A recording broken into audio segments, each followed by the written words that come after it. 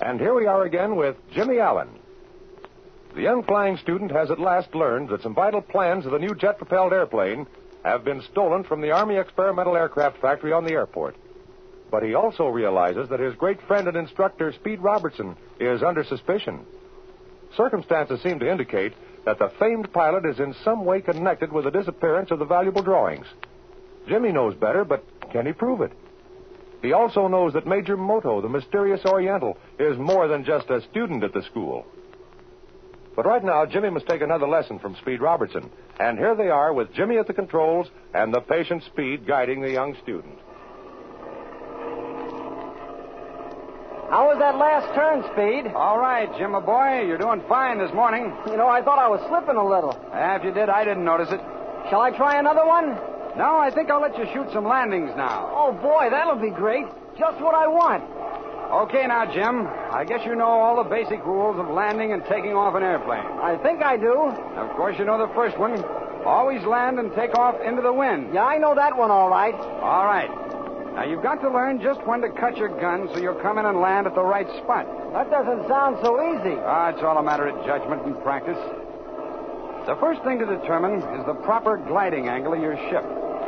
Then pick out a spot on the field and learn where you should be in relation to that spot when you start your glide. I can see that all right. Now, if you cut your gun too soon, you'll undershoot the field. If you cut too late, you'll overshoot. What happens if you undershoot the field? Just this, kid. And let me give you a warning. It's bad practice to consistently undershoot a field when landing. The only thing you can do then is give her the gun, fly into the field, and then cut the gun when you're ready to sit down. What's so dangerous about that? I don't see... Here's where the danger comes in. You're always depending upon your engine to bring you in. And someday you might give her the gun and she wouldn't take right away. Then you'd be out of luck. Well, why shouldn't the engine take? Well, it should, Jim, and usually does. But remember this. If it shouldn't be in good condition, pumping oil or something like that, it might foul up the plugs. And when you gave her the gun, she wouldn't take instantly. Oh, I see. You'll see some pilots who always bring their ships in on the gun, as we call it. It's gotten to be a habit with them. But it's a bad habit, and you avoid it. Well, I'll sure remember what you told me. But say, what happens when you overshoot a field? Well, that's not so bad if you realize in time that you're overshooting. Well, what do you do then? As you're coming down in your glide and get within 300 or 400 feet of the ground, you can usually tell whether or not you're going to overshoot. Yeah, I think I could tell that all right. Then maneuver your ship so that she'll lose altitude without carrying you across the field. But how? By making a series of S-turns, or you can side-slip it if you want to. Oh, yeah, I've seen pilots do that. Sure you have. However, Jim, the best way to land is always to come in a straight, normal glide and land just where you want to without a lot of maneuvering. And the way to do that, Speed, is to throttle your engine at exactly the right point, huh? That's the idea exactly. It's just a matter of practice. Now, here, we're about over the field now. Let's try a landing. Okay. Shall I do it? Sure, go ahead. Cut the gun whenever you're ready. Well, Speed, I'm going to try and land at the intersection of those two runways. I'll cut the gun right here. There. Now, let's see how close I can come to it. Now, your glide's a little fast, Jim. Bring that nose up a little. Okay. Hey, there. Is that better? Yeah, that's better. But look here. Hey, where you going? Keep the ship on a straight line right into the wind. The way you're headed now, you won't even hit the runway. Oh, I guess I sort of got off a little. I'll say you did. Now, bank her up there. Here, put that wing down when you're banking. Don't try to make any flat turns. Okay, there. Now, how's that, Speed? Okay. Now, head her right down that runway. Now, do you see what you've done? Oh, gee, Speed, I guess I undershot the field. Now, you didn't do anything different. Well, what are you going to do now? Give her the gun. That's the idea. Now, not too much, though. Now, there we are. That ought to be enough. Oh, gee, if I'd have let her go, we'd have landed in the river. I'll say we would. All right, we're close to the ground now. Now, level her off. Hey, not too much. Get that nose down. Now, hold it off. Hold it. Now, get your tail down. Hey, not so much.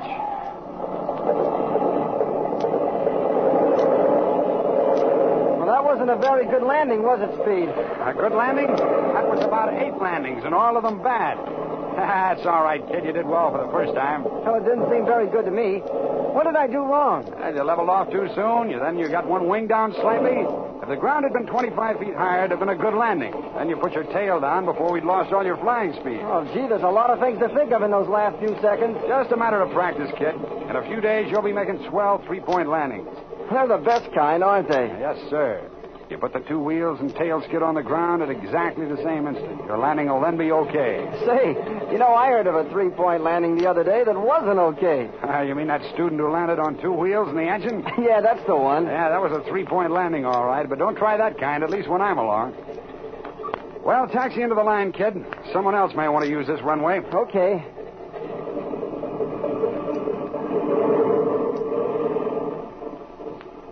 Once you get the feel of it, this ship seems to handle easy on the ground.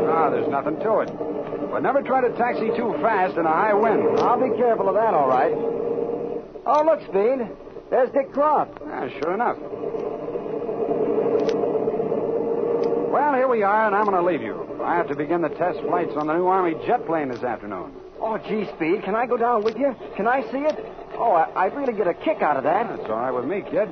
I'm going to talk to Captain Sweeney now, and I'll ask him about it. You call me at my quarters right after lunch. Okay.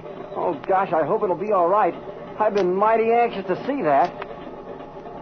Well, hi, Jimmy. Hello, Mr. Robertson. Oh, hello there, Dick. Hello, Dick. How are you? Well, Jim, I'll be leaving you. Call me right after lunch. Okay. So long, Speed. Oh, say, I sure hope I do better on my landings tomorrow. You will. Don't worry, Jim. Yeah, wait till I cut my switches, Dick, and I'll be right with you.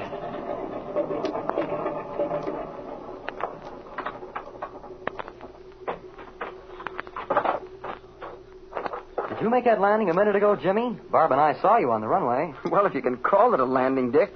Speed said it was 8 landings. Sure, that was swell, Jimmy. Speed was just kidding you, I know. Oh, I don't know. It was pretty terrible, I guess. But I'm learning anyway. Sure you are. You'll be a full-fledged pilot and have a license before you know it. Well, I don't know about that, but... Oh, look, this must be Nadine Hammond driving up. Oh, yeah, that's she, all right. She's the girl who drove Speed and me into town the other day when we bailed out. It's a good-looking car and not a bad-looking girl.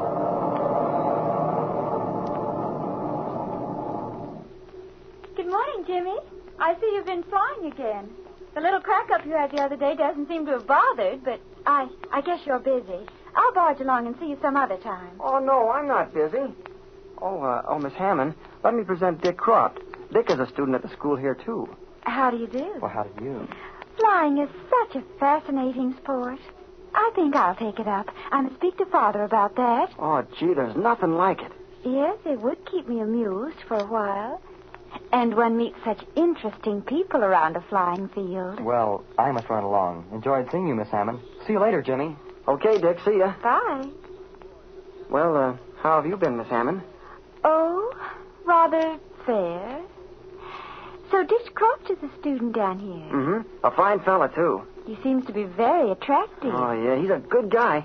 Jimmy, this car of mine hasn't been acting right, and I'm so stupid about engines and things. Why don't you come to poor little Nadine's rescue and discover the trouble, You're an aviator, and flyers know everything about engines and spark plugs and all that sort of thing. Well, you see, I would... Well, we could zoom down the highway, and just by listening to it, you could advise me. Well, would you mind? Well, thanks, Miss Hammond. I appreciate it, but you see, I don't know much about cars, and you see... Well, I expect to go down to the Army airplane factory this afternoon. Speed Robertson's testing out that new Army ship. And, well, I've already told him Jimmy, that... you're just a slave to aviation, but there's no hurry. We'll do it some other day. Hey, Jimmy. Are you busy? Can I see you for a minute or two? Oh, hi there, Flash. Sure you can see me. Oh, well, Jimmy, I'll buzz along, but, you must tell me all about flying real soon. Well, I sure will, Miss Hammond. And, look, I'm sorry about not... Oh, think nothing of it. I'll be down again. Bye-bye. Hey, Guy, who's a swell dame? Ain't I seen her down here before? Well, sure you have, Flash. That's Miss Hammond, the girl who brought Speed and me back from the crash the day we bailed out, remember? Oh, yeah. I thought I seen that outfit before. Well, Jimmy, don't get into no flat spin with them high-powered babies. Oh, don't worry about that, Flash. Why, I hardly know her. She's just interested in flying anyway. Oh, yeah? Okay, kid. Say, what do you want to see me about? Listen, there's too much going on around here that I don't understand. What's happened now? Well, it's nothing important, I guess. But what would this here Major Moto be doing stealing a lot of lead out of my stock room? But what of it? What of it? Well, listen, I goes in the locker room this morning and sees Moto's flying jacket on the floor. I grabs it off the floor to hang it on a hook, and it feels awful heavy, see? Yeah, but I thought that was kind of funny. So I feels in one of the pockets, and there's 2 of my lead bars. Now, I don't know whether this has anything to do with what you've been... And now what? Will Flash's discovery lead Jimmy anywhere? Will Speed's flight test of the sensational, mysterious jet-propelled fighter reveal anything? Jimmy's mighty anxious to see this new ship, and so are we. Let's watch developments in the next episode of The Air Adventures of Jimmy Allen.